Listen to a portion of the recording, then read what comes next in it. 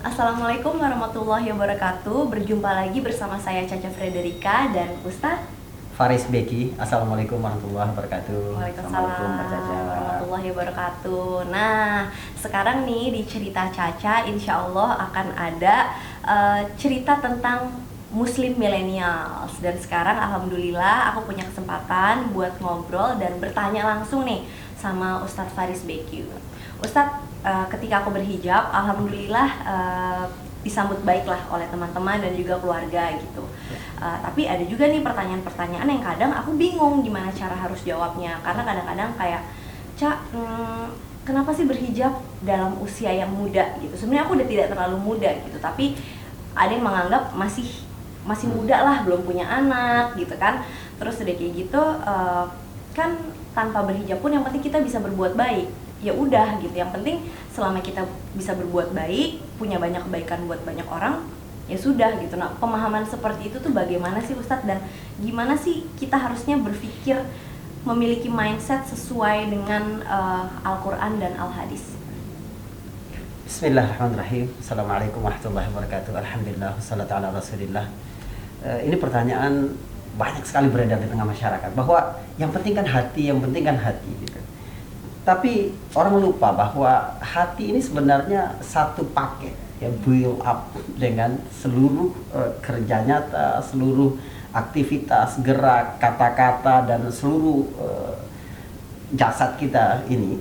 Sehingga ketika Rasulullah SAW bersabda, dan hadis ini menarik sekali, bahwa di dalam tubuh manusia, ini hadis dari sahabat Nu'man bin Bashir, di dalam tubuh manusia ada segumpal darah, apabila baik maka baiklah seluruhnya, dan apabila rusak, rusaklah seluruhnya. Ini pertama. Artinya begini, tidak mungkin benar ada orang yang berkata bahwa saya nih hatinya baik, cuma omongannya aja yang kasar. Gak mungkin benar. Karena itu sepaket, hati baik, maka seluruh yang keluar itu baik. Nah, sekarang adalah standar baiknya itu apa? Orang-orang berkata bahwa yang penting hatinya baik, tapi nggak apa-apa, nggak berjilbab dulu. Lalu orang yang berjilbab masih muda dimarah. Saya pernah juga dimarah sama orang tua di Turki, di kota Izmir. Ini kota ketiga terbesar di Turki. Waktu saya sholat subuh ke masjid, ditanya sama dia, kamu kenapa ke masjid, kan masih muda gitu. Jadi seolah kesadaran akan akhirat itu baru nanti, semestinya baru nanti ketika sudah tua. Padahal kematian tidak mengenal waktu. Nah, mana yang disebut baik? Boleh tidak ungkapan yang penting hatinya baik, maka nggak apa-apa nggak pakai jilbab gitu. Kebaikan di dalam agama, ini penting sekali. Kebaikan di dalam agama itu disebut dengan al-ma'ruf, ya. Kenapa kita kenal amar ma'ruf nahi mungkar, ya enggak? Menyuruh kepada kebaikan dan melarang kepada keburukan. Sebenarnya arti ma'ruf itu sendiri bukan kebaikan. Arti ma'ruf itu sendiri adalah sesuatu yang dikenal, satu yang diketahui.